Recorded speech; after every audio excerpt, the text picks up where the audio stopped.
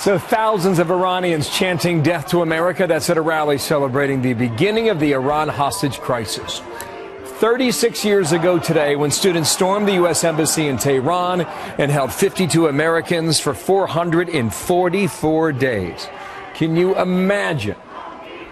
Iran's Ayatollah saying death to America chants are not directed at the American people, but rather they are directed at American policy. I want to bring in retired U.S. Army Lieutenant Colonel Ralph Peters, Fox News strategic analyst. Colonel, good day to you. Hi, Bill. Country of 80 million, greater majority of them are under the age of 30.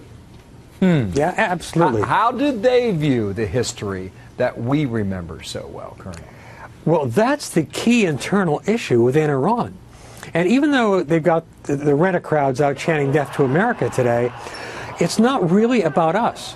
The real struggle within Iran is about the allegiance, the desires, the hopes, the of the almost two-thirds of Iranians who are under 30, who have no memories of the Shah or the Iranian Revolution or any of the supposedly bad things we did or they did. It's all a blank slate. They just want better lives. They want consumer goods. And the problem here is that those young people don't have the power. The older, aging people with the guns still have the power. And the Revolutionary Guards could force the hardcore clerics took one lesson from the fall of the Shah. Don't fold in the clinch. Shoot. The Ayatollah's 76, right? Yes, and apparently not in great health. Well, and if that's the case, he's got to be wondering about what happens to his country when he is gone and not in control. Yeah, absolutely. And we've come to the point where the Ayatollah Khamenei is not the most hard line of the clerical conservatives in Iran. The Revolutionary Guards, who've been profiting wonderfully from smuggling during the sanctions regime and really actually oppose the nuke deal because it's bad for business, he's got to placate them. At the same time, he's trying to reach out to the young people. Just as American presidents worry about their legacy, Khamenei is worried about his legacy, too, and what the future of Iran will look like. So, again, there's certainly no love among the clerics, the mullahs, for the United States. But their primary focus really is on the rising generation. And one of the reasons they went along with the nuke deal is, even though it's tremendously advantageous to them, politically, they didn't like it because they don't like any dealings with America, but they know they've got to get sanctions up, they've got to get money in, they've got to give something to the young people to placate them because they want more freedom. There's no question about that. Now, come back to this question. In what context was this comment about, hey, it's not directed at American policy, it's not directed at American people, it's directed at American policy? When you consider this is a country that took people hostage and held them for more than a year. Well, again, he's trying to play to different constituencies. He doesn't want to alienate the American people.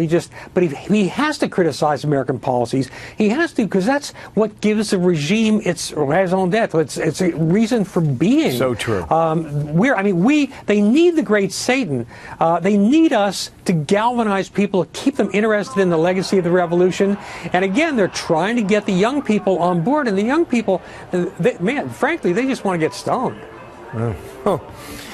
And not literally. I got it. The American people versus policy. You have how many now? Four Americans being held in Iranian jails?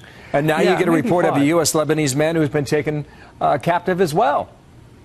And again, it's not really about us in most cases. It's the faction fighting within Iran, where you have the ultra-conservative mullahs, Revolutionary Guards types, who are pushing to take these hostages because they don't want any crack in the hardline facade. They don't want any opening with the West. Then you've got relative moderates who know Iran needs to open up, at least on the business side, but they fear democracy. Then you've got the rising generation who just want change. And so, again, we always see this through our own lens. But if you're in Iran, you're grabbing these hostages for political advantage. And also, let's not forget, Iran is still a country where if a slightly murky business deal goes sour, you can wind up arrested. 36 years later, as we look back today. Colonel, thank you, sir. Ralph Peters there in Washington, no question.